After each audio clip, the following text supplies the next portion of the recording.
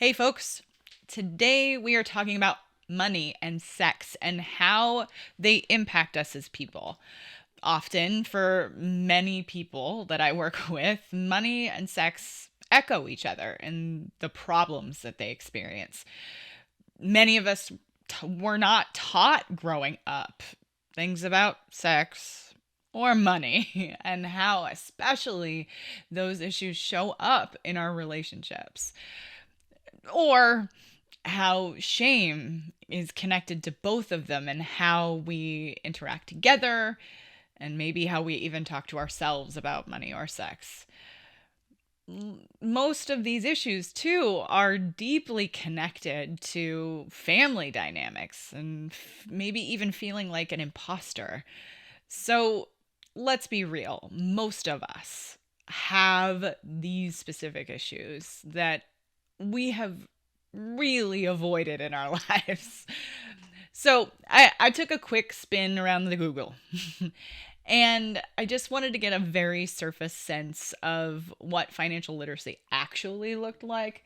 Uh, and especially in the United States. So these numbers are specifically for the United States. And also, what about sex education? I did a very early episode of Sex Talk about the state of sex education. More than likely, I'll revisit it again. But if you're interested, a full audio version of the podcast is, I think, it's in the first 5, I feel like. So, in 2021, 36% of Gen Z adults scored 51 to 100% on a financial literacy test. Like, that range is pretty gnarly. It's huge. 51 to 100%. And compared to 48% of millennial adults, 48% of Gen X adults, and 59% of baby boomer adults. So we definitely have a variety, but that scoring is running a pretty huge gamut as far as financial literacy goes, depending upon which generation you were born in. Now, for sex education, not comprehensive. That's a conversation for another episode. We're just talking about sex education and measuring it across the United States. So 96% of teenagers, this was roughly as of 2010 based on CDC information. 96% of most students have received some formal sex education. One doesn't mean it was comprehensive. And formal, we don't really know like what the content of that 96% is. And what I can tell you working with clients around what they know about sex, most of it's not comprehensive sex education. Now, when we look at 2022 and get a little deeper, only 29 states plus Washington, D.C. mandate sex education. So say that it has to be part of a curriculum. Only 18 out of all of our states, only 18 of those states require that education be medically accurate. Cool. There is a lot more to each of the states and nuances, a ton of nuances on what that information actually looked like. If you do really want to understand this and where I've pulled the numbers, it will all be in the show notes so you can take a look for yourself. So, but I want to go a little deeper. Let's get a little nerdier. I brought Kate Dorman, personal finance nerd turned mental health therapist, give us far more nuances to understand how our sexual lives and money are interconnected. Join me. I'll see you on the other side. Sex Talk with Erica Miley. Hey, folks. Sex Talk with Erica Miley. Erica Miley here. So glad you are all with us on today's show. We're going to talk about money again. Some of you long-term listeners know that we have talked about money and sex and how they're related, how they get us down to our serious stuff, our deepest, darkest, so fast. so uncomfortable. I'm just like remembering that episode very, very clearly. And I, while I was thinking about that episode, Kate, you and I started having conversations. And so I I was like, how do we tackle money and relationships and sex again? And Kate, you just appeared in my life. And so I want to welcome Kate Dorman, personal finance nerd turned mental health therapist. Kate works with folks on the connection between relationships, culture, values, and financial behaviors. Thanks for being willing to indulge me. And I love a fellow nerd. Absolutely. I'm very excited. So we're going to go right into feelings first. That's We're therapists. It's like our game. It's our gig. Yes. What are some of the big ones? The most intense emotions folks often have really connected to personal finance, would you say? Starting off, yeah, starting off hard.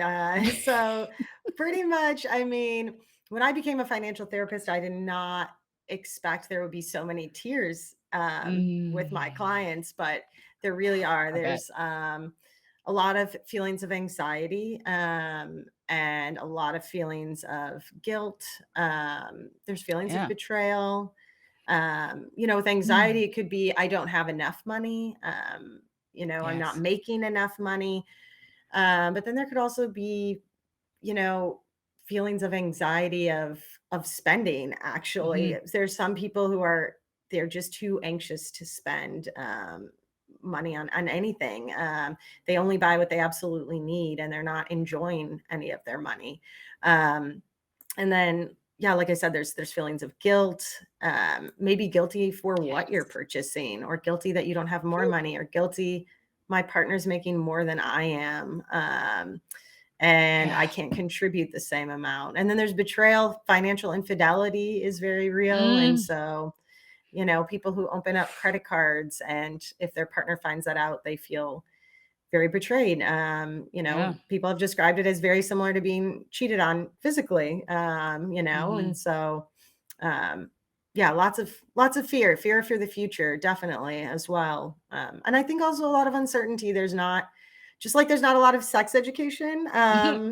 There's Yeah. also not a lot of financial education, and so And why aren't we teaching these things together? Like, I just felt like this would be like a yes, perfect, like, personal health class. yes, Sex, money, relationships, like, why yes. And we I think keep these it are for the two children. things that we're pretty much encountering every day. Yes. Money, if you're going to work and if you're buying any food, you just even if it's just groceries, that there's money, there's dollar signs attached to that. And Absolutely. people are always thinking about it, engaging with it. They're seeing people drive really nice cars and thinking, why isn't my car as nice? And I think Mhm. the same with sex. People think everybody's having more sex than I am. People are having better Yes. sex than I am. And so, Always. I think it's just these are two things that if we talked about it and educated Mhm. people on it, Yeah. I think it would change a lot of people's relationship to money and sex. Absolutely. Because, that lack of information, that's where our brain then has to try to fill in the gaps. And it's a great quick but it doesn't Hmm. do it accurately as much as it likes to think Right. so. And you said something though about the intense fear, and I was like, "Oh, I wonder how connected for both of these things, sex, intimacy, connection, attachment, and money, how much do you think it's related to safety?" Oh, absolutely. Safety and Oof. security. Yeah, I think, people look in their partner and say, does my partner, can they hold a stable job? Mhm. Because I want to know that we're going to be able to pay the mortgage, or we're going to be able to pay the rent. Do they rack up tons of credit card debt? And then people who are older, closer to retirement age, they're worried about, will I have enough? Will I run out of money at Yes. 80? And my parents lived till they were 100, so I need 20 years more of money, right? Definitely Yeah. that safety and security, absolutely.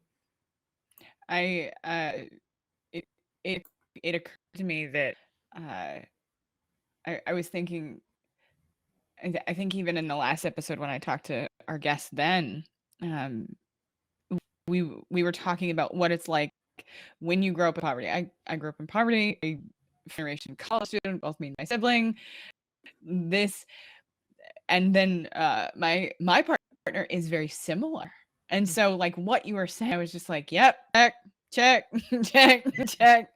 And so like when you start talking to clients about money, it gets you've already disclosed, like gets to the heart of these issues Mhm. with your clients.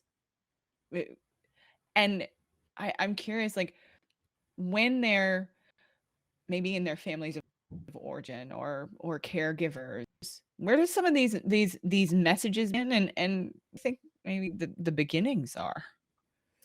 Yeah, it's interesting because again, I think similar to sex, there can be messages that are kind of explicitly stated, and then there can also be the Mhm. messages that are just picking up on, we pick up on things, right? So, if a show comes up and there's like a sex scene and your parents change the channel, turn the TV off, like that's sending you And they some don't kind of say a shit. signal. They don't say shit. Right. Yeah, exactly. And I think similar with money, did you ever hear your parents talk about money?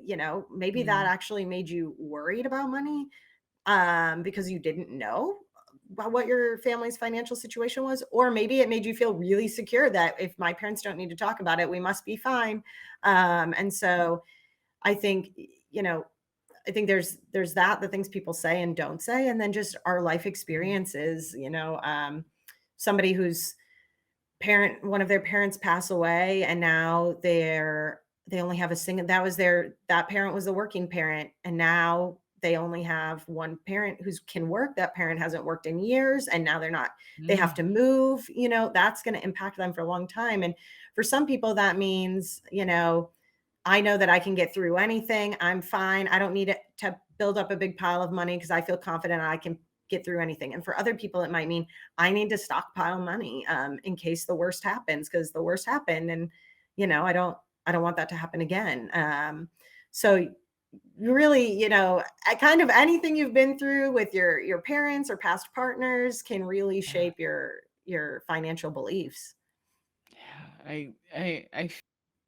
I just always with my own clients, you and I were talking before we started recording that it it seems that those initial injuries or those initial like you said, when information was left out, gaps that you filled in are Mhm. so interconnected to how it then ends up playing out for people. So I am like curious for how when people begin this journey, when people start to maybe get the itch to pick up the phone to call you or a therapist with similar background. But yeah, y'all call Kate though. That's make sure that you have all of Thank you. the phone numbers and things. So but like step one, the how can they really start to begin their own discomfort with money? Yeah, I mean, I think first is always just paying attention and recognizing feelings kind of as they come up. Mhm. Because I think it can be you might think, I don't have any anxieties with money. I don't think about it ever. I don't really worry about it. Well, that's interesting. Like, why do you never think about it? Like, what does Mhm. that mean? What does it mean I never think about money, right?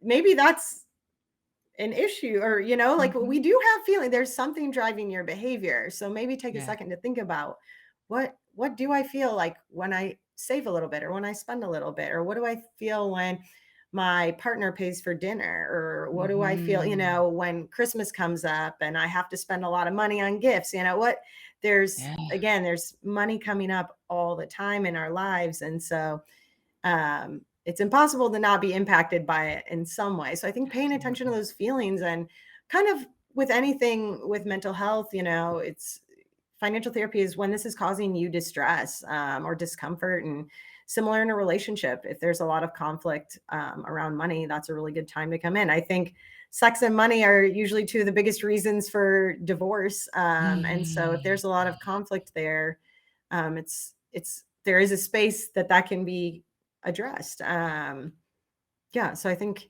that's a start, and I think too, talking with your partner about money is always a good place to start. There's a lot of people who don't start talking about it till it becomes a problem, and things are just kind Yes. of right, similar with The sex. It's same like, with sex. yeah, if we just talked about it, like, let's just do a weekly check-in, and it can be a Mhm. funny check-in or a serious check-in.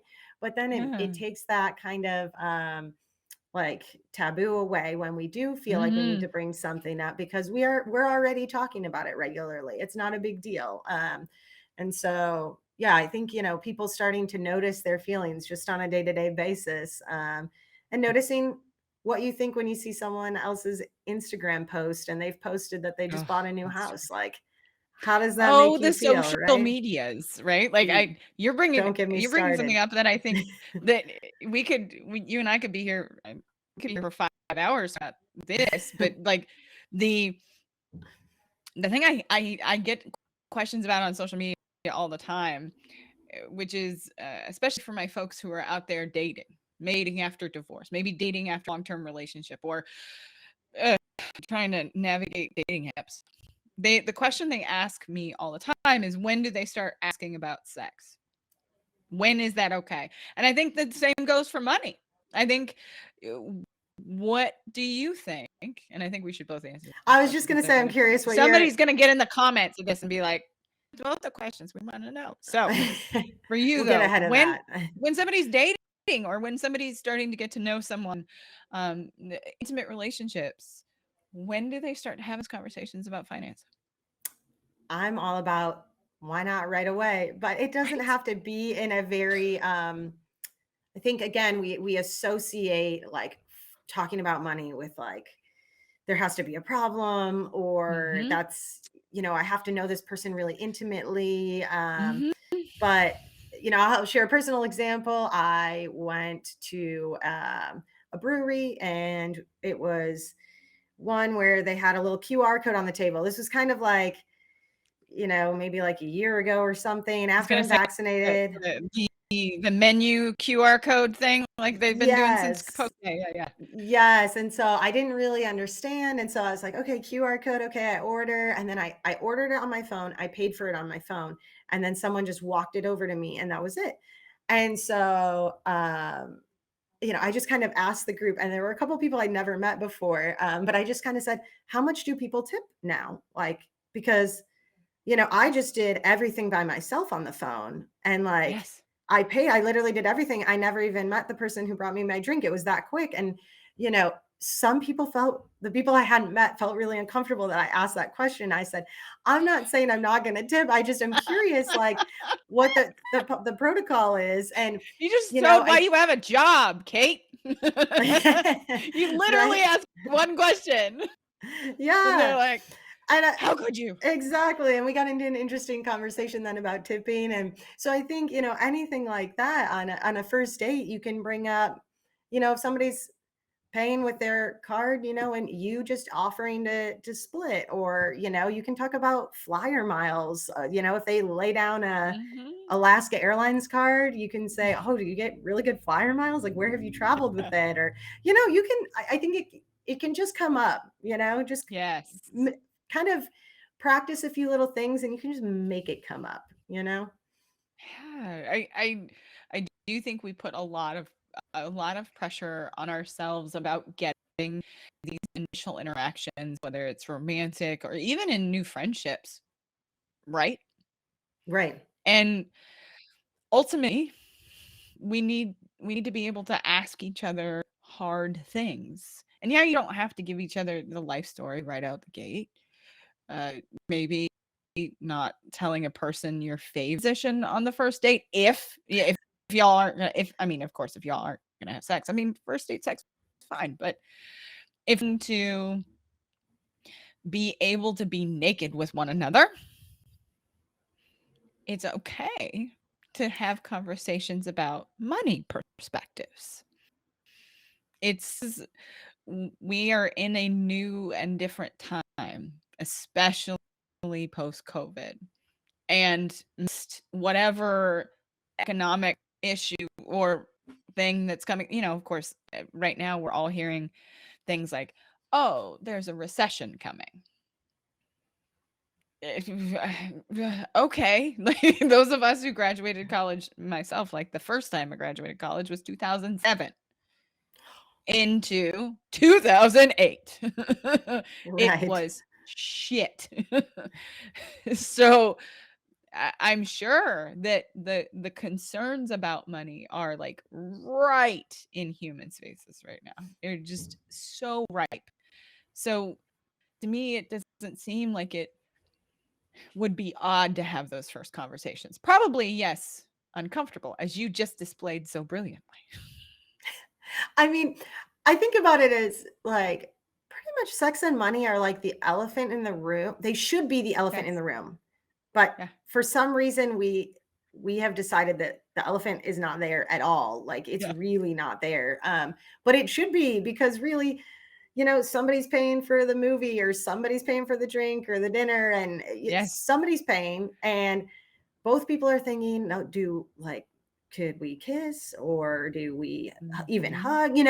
So everybody's thinking about those two Yeah, you things go the like whole this the time, whole time. but we, Oh, yeah, we you don't gotta do it. address it. Yes, absolutely. And where the I was just thinking about that. Like I was imagining that interaction. I was imagining like being in a brewery or being in a restaurant, knowing that oh, this dinner between the two of us or this meal or even going for a cup of tea or a cup of coffee is went from one cost to much more expensive cost. So of course in the forefront of all of our minds. I cannot right now go to the grocery store and spend usually less than $50. It is more than that almost every single time now. Whereas I might have been able to get out of there, especially if I'm just there to get dessert for, 20 bucks. Right. I mean, But people are trying gas tanks and stuff too. So being able to have these conversations are going to be incredibly important.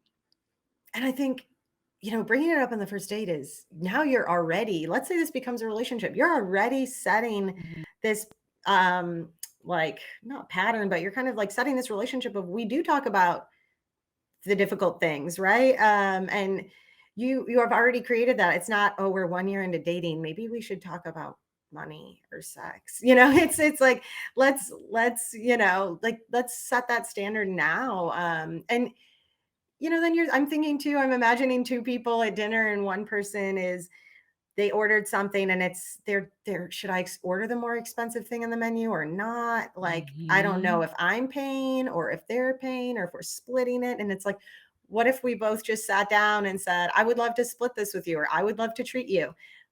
Boom. That's Mhm. a really easy way then to alleviate a lot of the anxiety that probably both people are feeling about that. And Yes. yeah, I think it just right there can create conversation. Yeah. Doesn't have to That be as hard as we make.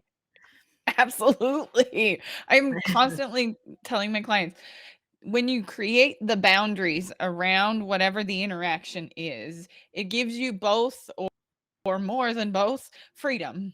It lets them know what's happening next, and then you know what's happening Mhm. next. So if like in this scenario, if you're the person that says, "Oh, hey, I'd like to treat you," you're giving that other person the boundary of how this interaction and what to expect rather than sitting there with that anxiety that you just described. Of, you know, who's paying? Am I paying?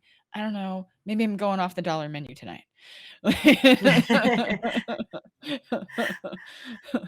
And I think it really can be telling about the other person, Mhm. what their reaction is, do they feel like really, really uncomfortable or are they like, I've got it, I don't worry, like that already is telling you a little bit about their kind of their money Mhm. thoughts or feelings. And it can kind of be like a little bit helpful to you to have an idea, kind of who this person is. It gives you a little bit of insight there. Absolutely. Absolutely. So eh, this is probably a bigger question, but that's how we roll over here. How do you think the work that you've done through your own practice has influenced how you came to understand your own story and finance or money? Good question. Love that. I think that for me, I think the biggest realization I had is definitely before I actually even had the practice started. And as I was starting it and, getting together all the business side of things. And I am I'm a master's in social work, and I've worked mostly in community mental health up until my opening my private Mhm. practice last year. And I really realized that I felt guilty that I would make more money in private practice, Whoo! than I would in community mental health. And then Mm. I kind of went a little deeper with that because I was like, well, it's not bad to make money. But then what I found was that I was associating, like, if I'm making more money, it means I'm not helping people.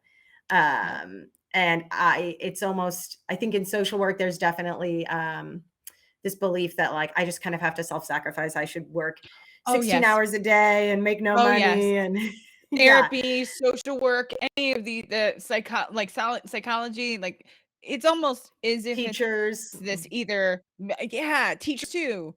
There's this sometimes unwritten, sometimes not explicit, sometimes explicit Yes. message that says if you're a helper, your work is less valued, even though we're required sometimes more education than like MDs. Sometimes we're Yes. required to take on more debt, or we're required to record hours and hours of videotape between us and clients so that we can really Yes. understand how to do our work well.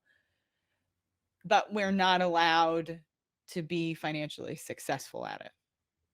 Right. And I think I'd internalized that over a Woof. decade, and Oh, it was, same. yeah, it was unraveling that and realizing, no, like, I can help people. And I see that I do that every day in financial therapy, is that I'm like, I'm helping people. It's totally different content. I'm talking about something completely different. But yeah, people are really anxious about money, really stressed about money and overwhelmed by it. And it actually is really important. Many people say that, like, money is one of the biggest reasons or only reasons they lose sleep. And so, you know, I think, I had to get over that. I can make money and help people. So I think that was something Mhm. for me, that definitely was a big eye opener. And of course, my work with clients, like any kind of therapy work, you hear some clients where you're like, oh, I see that. Yeah, it's like totally relate, spot on. And others where you're like, that's not me. Like, but Mhm. it is really great to just hear people's perspectives and where they're coming from, because it all lines up. Like, I'm like, that's not me, that's not my behavior, but I completely understand how you got there. Yeah, we all kind of have our journey to where we're at. Absolutely. I think you are so spot on, especially in that journey to becoming a business owner, which is a fundamentally different muscle. And it is a different way of having to kind of think. And yes, you can build a business that helps others, but when you've kind of had this stigma through education, it's something that's tough. And when you're working people directly with their own money stuff, it's definitely that mirror that can be shined right back at you. Same. Yeah. Same, Yeah. same, same. So, Yeah. this has been such a wonderful, wonderful, wonderful conversation. I am so glad that you came. How do these humans find you in the world?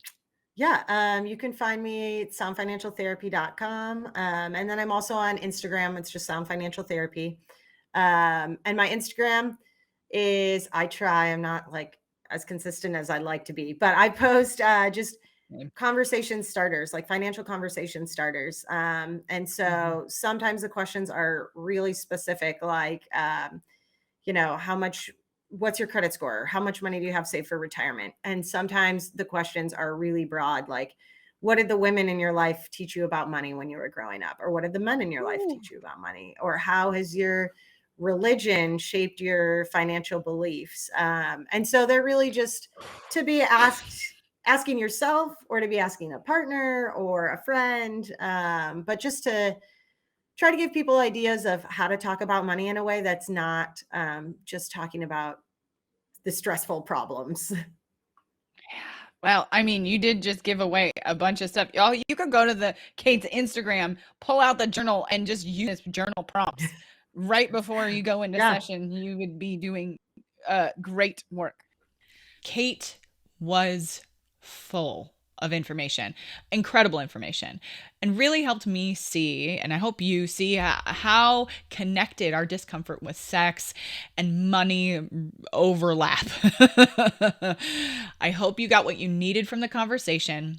Really, thanks for sticking around to the end.